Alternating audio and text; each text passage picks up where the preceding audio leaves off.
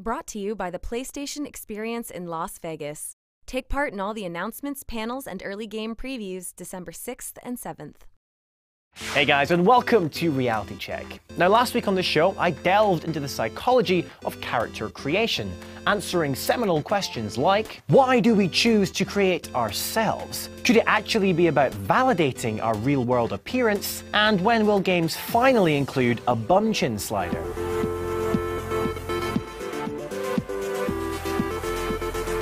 And this week, in what I'm creatively calling Part 2, it's time to investigate the motivations behind creating characters who do not resemble us, including playing as different genders, races, and also how the characters we choose to create could actually be affecting us.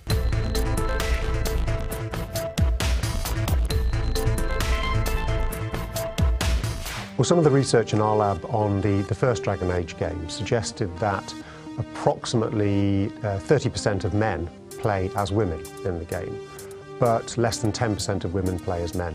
So there's a sex asymmetry here. So why do people do this? What could be the psychology behind this decision-making? We think the reason is possibly that one of the great things that games offer is, first of all, equality across the sexes. It doesn't matter whether you play as a man or a woman. You have the same abilities, the same strength. One of the other reasons we might choose to play as a member of the opposite sex is that this gives us an opportunity to experience things through the eyes of somebody else. Particularly if we're a man playing as a woman, we may be exposed to some of the experiences of casual harassment, which women are far more familiar with than men are. Similarly, if you play as a member of a stigmatized minority. Now, as a middle-aged, middle-class white man, I have very little experience of prejudice, but if I play as a stigmatized race in Dragon Age, okay, it's not the real thing, but I can start to understand, perhaps, a little about what it feels like. Tell me why we shouldn't kill you now. I think another possible reason why so many men choose to play as a woman is that if you play a typical game, which may take 30, 40, 50 hours in total to complete, and it's a third-person game, you're going to spend an awful lot of time looking at the rear end of your character. It may be that a man prefers to look at the rear end of a woman. Well, that last point was certainly something echoed in the comments on last week's episode.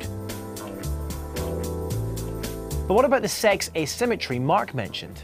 Are women just less up for trying new experiences in games? Now that doesn't sound right to me, so perhaps there's something else going on here.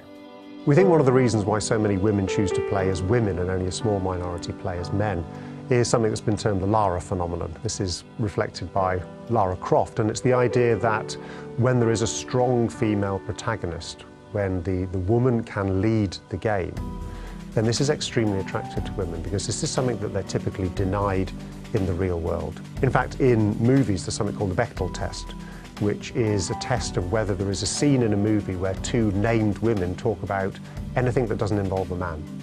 Most movies fail the Bechdel test. Most games pass it easily. Regardless of how you choose to create your character though, the key is that you get to shape and mold them however you want. But what you might not realize is as well as you shaping them, they might also be able to have an impact on how you behave in the game. If you give people for instance, a sexualized avatar, so an avatar that's dressed provocatively, they will tend to behave in a slightly more sexualized way in-game. The effects of your online character on you, on your sense of self, has been called the Proteus effect. It's after the Greek god who could take on many different forms. We are protean as gamers. We create many different forms that we play with. And those forms affect who we are. We think about these different digital selves in pretty much the same way that we think about our real physical offline self, that they have their own motivations, their own desires, and we're formed of all of these different selves. But you know, that's not the end of it. In fact, the character you create could actually have an impact on your real-world behavior, even after you put the controller down and turn off the computer. It's undoubtedly the case that the sorts of actions we take within a game cross the membrane into our real lives. A lot of the effects that have been demonstrated are very short-term effects. They're not the sorts of effects that make us go out and commit acts of violent crime. They may increase our aggression level for a very short period of time. Of course, they may also make us more cooperative. It's almost certainly the case that the broadening of our experience, the experience of different selves, is more positive than negative. So tell me your experiences with character creation. Do you ever play as a different gender? And have you ever caught yourself behaving in a real-world situation in a similar way to how your character might? Let me know in the comments down below or by getting in touch with me on Twitter. Oh, and also, I'd love for you guys to send me pictures of your latest creations from whatever game you happen to be playing. It's always fun to see the characters that other people wind up creating. Next week, I'll be delving into the science of cheat bots. What are they? How do they work? And could they be a real danger to our beloved hobby? I'll see you then.